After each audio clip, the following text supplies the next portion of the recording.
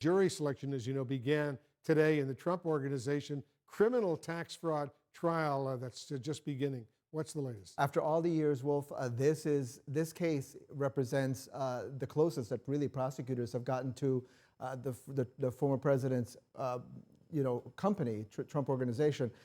He obviously is not implicated in any of the wrongdoing that is on trial here, but we know that we're expecting the star witness to be Allen Weisselberg, who is the former CFO of the organization. He has pleaded guilty to not paying taxes on some of his compensation from Trump Organization. And we'll see whether what we hear on the stand and what we see from prosecutors gets close enough to the former president that there is some kind of a political damage that may come from it. This is one of the reasons why certainly our Kara Scannell, who's been covering this story, she's reported that this is one reason why it appears that Trump has not accepted an offer to do a plea deal with Alvin Bragg, the district attorney there in Manhattan.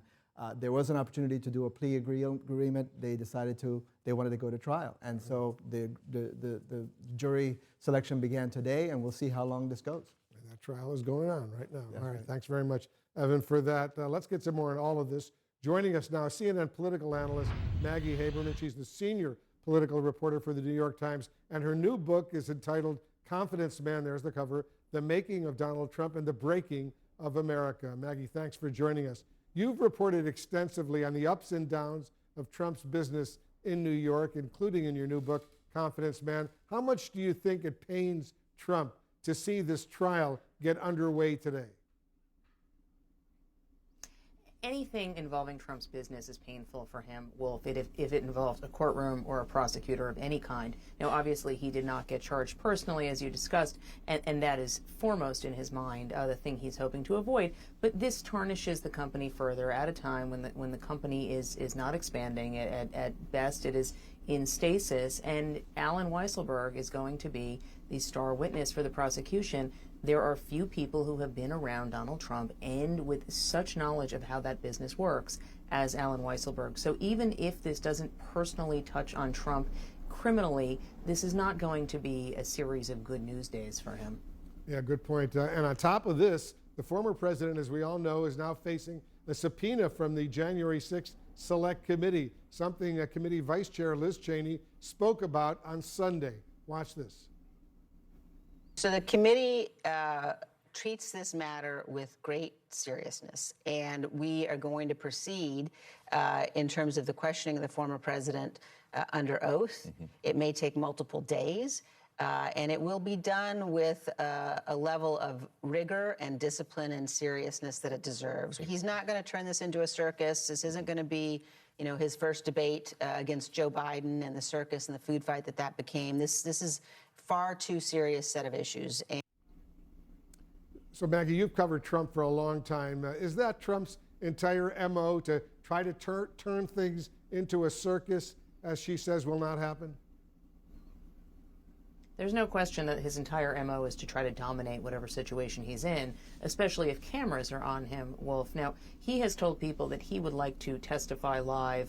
That's the condition he would be okay with. There were some other conditions as well. I think that she is making pretty clear that the terms he would like to set are not things the committee are necessarily going to agree to.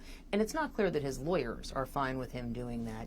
He has, over a very long period of time, during the presidency and prior to the presidency, had a desire to try to talk his way out of any investigation. And I think that his lawyers, even those who are more permissive with him, are aware that could be problematic.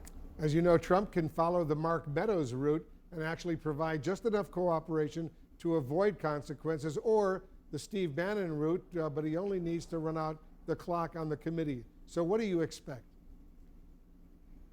I expect that you are going to see him run out the clock on the committee, Wolf. I do not expect that he is going to go eagerly in when, all signs are that the House Republicans are going to take control of the House back, and then the wide expectation is that in a few months this committee will disappear because of that. Over the weekend, the former president again teased yet another presidential run. What's the latest you're hearing on his thoughts about a 2024 presidential run, as he faces these mounting legal troubles right now as well? Look, I think that he very much believes that the prospect of a campaign and possibly the presidency afford him some armor against these investigations. I think that factors into his decision. I also think that these are politics is a distraction from everything else he is dealing with. So I widely, it is widely anticipated by people around him that he will announce a candidacy soon after the midterms. Maggie Haberman joining us. Maggie, thanks very much, and congratulations. Your new book, Confidence Man, is number one on the New York Times bestsellers list. Appreciate it very much.